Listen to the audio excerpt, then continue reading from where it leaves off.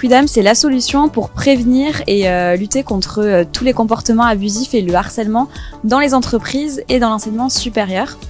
Donc du coup, nous sommes 4 associés et nous avons développé une plateforme des recueils des alertes harcèlement et tout ce qui concerne les actes abusifs qu'on peut subir sur son lieu de travail ou dans son école. Quentin, il s'occupe vraiment de la partie technique et développement de l'application. Liam, il est plutôt sur la partie communication et design. Marie, elle s'occupe de la partie commerciale, donc tout ce qui est démarchage des entreprises. Et moi, je m'occupe plutôt de la partie partenariat et voilà, stratégie partenariale. L'avantage dans notre équipe, c'est qu'on est tous les 4 amis et qu'on arrive du coup à communiquer facilement, à se mettre d'accord, à mettre en avant justement les valeurs de chacun. Marie et moi, on avait déjà travaillé ensemble, donc on est amis aussi dans la vie de tous les jours, donc c'était un peu logique qu'on se mette ensemble pour le projet entrepreneurial.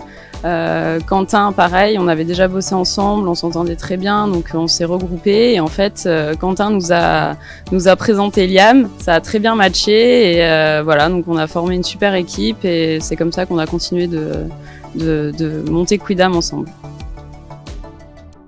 Déjà parce qu'on avait une super équipe, donc je me voyais juste lancer cette start-up avec eux. On a eu l'opportunité de pouvoir la lancer et ça me tenait vraiment à cœur, c'est quelque chose qui m'anime et j'étais contente de pouvoir à mon âge lancer un projet qui avait un impact. À la base, on comptait pas vraiment créer cette entreprise et en fait avec la propulsion du Startup Studio, de l'incubateur, finalement c'est un peu ce qui nous a poussé à vraiment créer cette entreprise.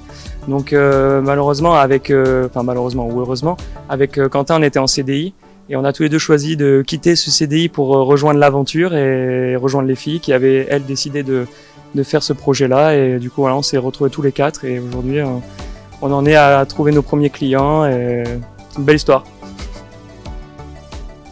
On a passé un oral pour le Startup de Sub de Pub Paris où on a été pris en octobre 2020 et qui nous permet d'avoir une bourse pour nous aider pour la création de notre entreprise. Et aussi nous avons été incubés par l'Incubinsec donc sur Bordeaux qui nous propose des locaux donc au niveau des Chartrons, des quais des Chartrons.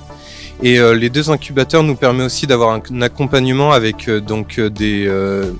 des coachs qui sont dans différents domaines et qui nous apportent leur expérience dans chacun d'eux.